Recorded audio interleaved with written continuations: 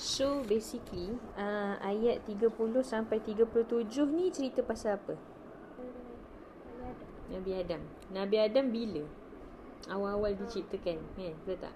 So dia adalah phase. Kalau ayat 30 tu sebelum Allah ciptakan Nabi Adam, Allah bagi tahu kat siapa?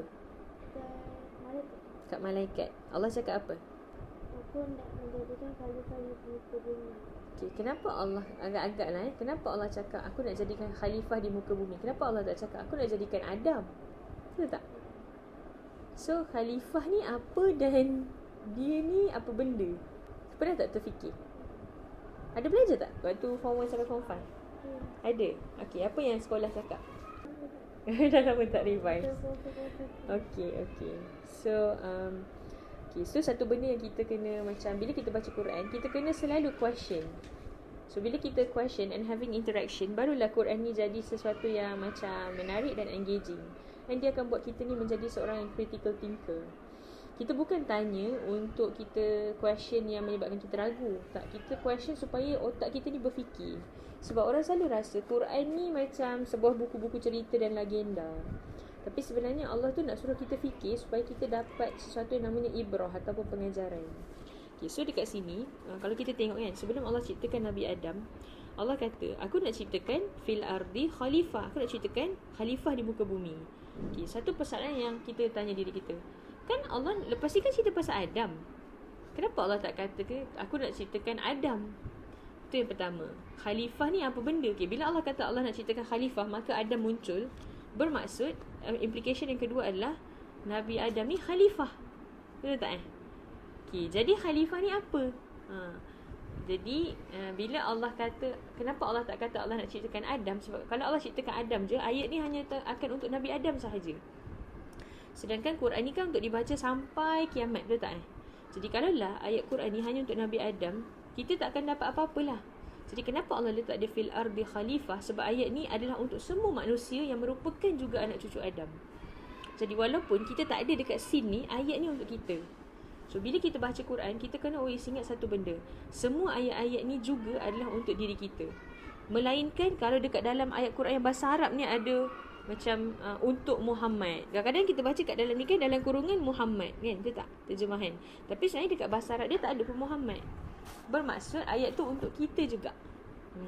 Jadi pertama Allah kata dekat muka bumi ni Allah nak jadikan khalifah. Itu yang pertama. Allah tak kata Adam sebab kalau tak ayat ni hanya akan untuk Nabi Adam, tapi ayat ni untuk semua manusia. Maksudnya kita pun khalifah.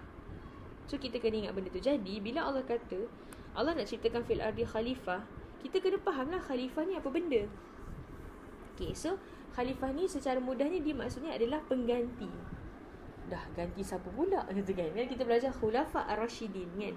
Itu adalah pengganti Rasulullah lepas Rasulullah dah wafat kan. Okey, khalifah bermaksud kita ni adalah pengganti Allah di muka bumi. In what sense? Untuk kita ni menegakkan apa yang Allah nak tegakkan. Okey, kita ni dekat muka bumi ni adalah pengganti siapa lagi? Kita adalah pengganti Nabi. Sebab apa? Kita ni is the only umat yang Nabi dia meninggal dulu sebelum umat dia. Umat-umat lain, umat dia mati dulu baru Nabi dia mati. Umat dia kebinasa ke apa ke kan? Betul tak kan? Barulah Nabi dia mati kan? Barulah logik sebab Nabi ni kerja dia kan bagi petunjuk. Sampaikan petunjuk dan wahyu kepada kaum dia. Dia dah bagi tahu semua, kaum dia tak nak, Allah hancurkan kaum dia, baru dia mati. Tetapi antara semua Nabi dan Rasul, kita ni yang pelik. Kita ni ada lagi, Nabi kita dah mati. Betul tak? Jadi macam mana ni awak? Awak rasa kenapa? Kenapa Allah buat kita macam ni? Sebab itulah kita ni teruk kan? Sebab kita tak ada Nabi macam tu ke? Pernah tak terfikir? Kenapa agaknya? Ada jawapan? Tak ada idea. Okay. Itu yang menyebabkan kita ni berbeza dengan umat-umat yang lain. Umat yang lain, Nabi Allah tak janji bahawa Allah akan jaga kitab dia sampai akhir zaman. Allah tak janji Allah akan protect kitab tu sampai bila-bila. Bermaksud lepas Nabi dia mati, kitab tu boleh saja terselewing. Tapi antara mukjizat Quran, apa yang Allah janji? Allah akan jaga dia sampai bila-bila. Maksudnya tak akan ada orang boleh ubah dia. Jadi bermaksud apa? Quran ni akan fix. Allah akan protect dia. Walaupun Rasulullah dah tak ada. Yang kedua, kerja Rasulullah adalah apa? Satu, dapat wahyu. Okay, wahyu dah complete, settle. Yang kedua, tujuan kerja Rasulullah adalah untuk tunjukkan how to implement Al-Quran, which benda tu pun dah settle melalui segala sirah dan hadis Rasulullah. Sebab tu kalau kita nak faham Quran, nak faham Islam, kita kena belajar 3 benda: Quran, hadis, sirah. Sebab Quran tu wahyu itself, hadis dan sirah adalah how kita nak implement, how kita as manusia nak implement segala intipati Quran. Sebab Rasulullah boleh buat dia, sebab Rasulullah pun manusia kan. Dan sebab itulah bila Rasulullah dah wafat, bila sahabat tanya kepada isteri Rasulullah, Sayyidatina Aisyah, cuba describe Rasulullah ni apa in one word kan, lebih kurang. Lepas tu Sayyidatina Aisyah cakap macam ni, Rasulullah huwal Quran. Rasulullah tu Quran. Apa yang Allah kata semua dia buat. Apa yang Allah kata jangan, semua dia tak buat. Jadi nak katanya Rasulullah telah berjaya embody dan juga implement Quran ni as a whole. Jadi disebabkan itulah Allah ambil Nabi Muhammad, sebab tugas dia dah selesai. Jadi kita ni is the only umat yang tetap ada walaupun Nabi tak ada, kerana pertama Al-Quran protected, kedua kerja Nabi untuk tunjuk how untuk berdirikan Quran ni sudah terlaksana. Sebab itu dalam Quran ada satu ayat yang famous juga yang kita belajar dulu waktu SPM, kuntum khaira ummah ukhrijat linnas, kan? Kamu adalah umat yang terbaik yang dikeluarkan untuk manusia. So kita ni kalaulah kita buat apa yang Nabi buat, sebab lepas dia kata kuntum khaira ummah ukhrijat linnas, dia bagi sifat dia. Siapa umat terbaik ni? Siapa khaira ummah ni? Pertama, ta'muruna bil ma'ruf wa tanhauna 'anil munkar wa tu'minuna billah. Pertama, dia ajak orang kepada yang baik, dia halang kemungkaran. Yang ketiga, dia beriman pada Allah. Tiga-tiga ni adalah apa yang Nabi buat. Betul tak? Hidup Nabi ingatkan orang buat baik, jangan buat jahat, Tuhan kita Allah, jangan ikut syaitan tu. Kan? Kerja Nabi always yang kita namakan dia, kalau amar ma'ruf nahi munkar ni adalah dakwah. So Nabi always ingatkan orang, Nabi always protect semua orang dan beriman kepada Allah. Jadi kalaulah kita buat kerja Nabi, sebab Nabi kita dah tak ada, tapi kita sambung perjuangan Rasulullah kerana agenda perjuangan Rasulullah, which is Quran, masih ada. Jadi bila kita buat benda tu, maka kita akan jadi khairul ummah. Khairul ummah ni dia adalah satu title di mata Allah yang paling tinggi untuk umat Nabi Muhammad. Dia lebih tinggi daripada apa? Dia lebih tinggi daripada Tan Sri, Profesor Emeritus, kan? Segala yang kita nak kat dunia ni, yang kita kena kerja keras untuk belajar tu kan, Tan Sri, Datuk Sri, Profesor Emeritus, IR kalau engineering, kalau architecture, AR, kalau dalam sains, TS.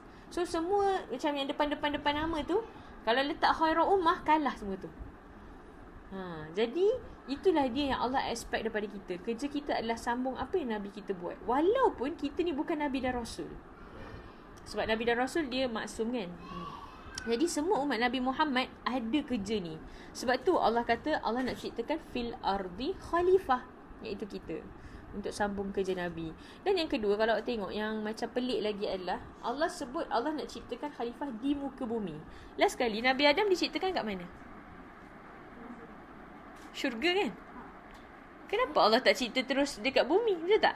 Okay, kan dalam ni dia ciptakan Nabi Adam dekat syurga.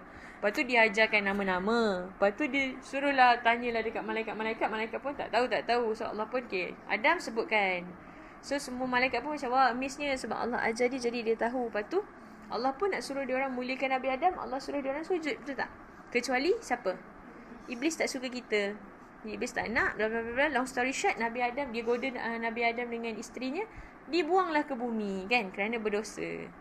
Lepas tu Allah ampunkan dosa. Okay, daripada syurga baru kat bumi. Tapi Allah kata Allah nak cipta fil ardi khalifah, di muka bumi. Kenapa kena ada scene dekat syurga tu? Kenapa tak terus dia ciptakan Nabi Adam dekat bumi? Tak payahlah ada scene-scene bergaduh dengan syaitan. Betul tak? Kenapa? Ni pun awak kena fikir. Barulah Quran ni best kan? So awak rasa kenapa? Awak nak teka tak?